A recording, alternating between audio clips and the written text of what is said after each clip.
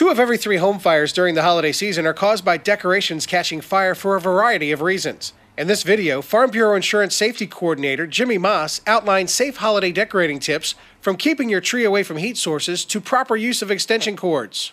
If you're going to go with a real live tree, you want to look for one that's fresh. You don't want one that's starting to dry out. Look for one that has some sap on the bottom of it, on the cut part. And when you get it home, cut the sap end off. Cut about 2 or 3 inches off. Immediately put it in a sturdy holder. Put plenty of water in it and keep an eye on the water because we don't want the tree to dry out.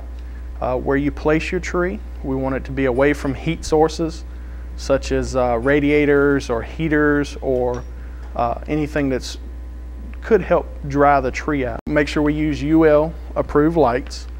Make sure that they've been tested so that they're less likely to cause a fire.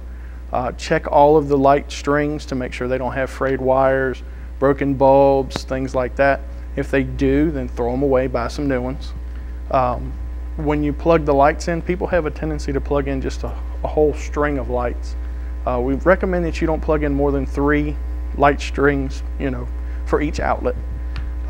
And if you have to run extension cords, we want to run those around the edge of the room, not under carpets, because when you run extension cords under carpets, they can get degraded and cause heat, which could cause a fire. A lot of times you see people use the small brown ones or the white ones where they have multiple plugs on the end. We don't recommend using those because they don't carry a good load. And they're a potential fire hazard as well. Moss says purchasing a fake tree does not alleviate the risk of fire. With the fake trees, you want to make sure that it is UL listed like the lights are. Make sure that it's flame resistant. It may be treated, or the materials that it's made out of are less likely to catch on fire. Some of the trees now are pre-lit. They have lights already in them, so you want to check those cables, those cords, and make sure that they're in good condition and they're not cut or frayed where they could cause a fire. Moss further stresses that decorations around the house can be just as dangerous, especially the use of live candles. When you decorate your house, keep in mind who's at your home. If you have pets, make sure that you keep things where they can't get to them. Pets like to chew on light strings, the lights. They like to chew on ornaments and things like that, so make sure you keep them out of there.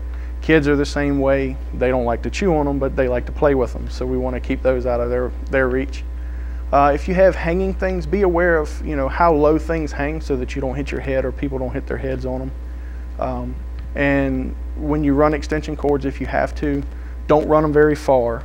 Use as short as extension cord as you can. We want to use fake candles or the electric candles and not real candles because of the fire risk, but people like to burn candles, so we just use extra precaution. One of the things you want to do is put them in a candle holder that is fire resistant, that's built for holding a candle. You don't want to just put it in a glass jar or something like that. You also want to place it on a surface that is fire resistant and less likely to get bumped or moved so that that candle doesn't fall over. Stringing lights and holiday scenes outside your house is becoming increasingly popular.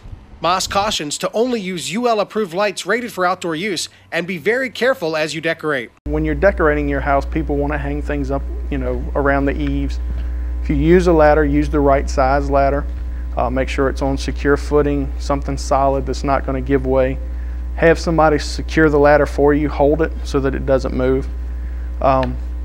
While you're on the ladder, don't reach far off of the ladder. If you need to move the ladder. Don't reach really far off. Moss says the most important thing you can do is make sure your house is completely outfitted with fire alarms and extinguishers, and make sure everyone knows how to use them. You should also create an escape plan for your family and review and practice it in case the worst occurs. Go to our website to learn more safety measures to help protect your family and property, as well as learn more about the Farm Bureau Advantage.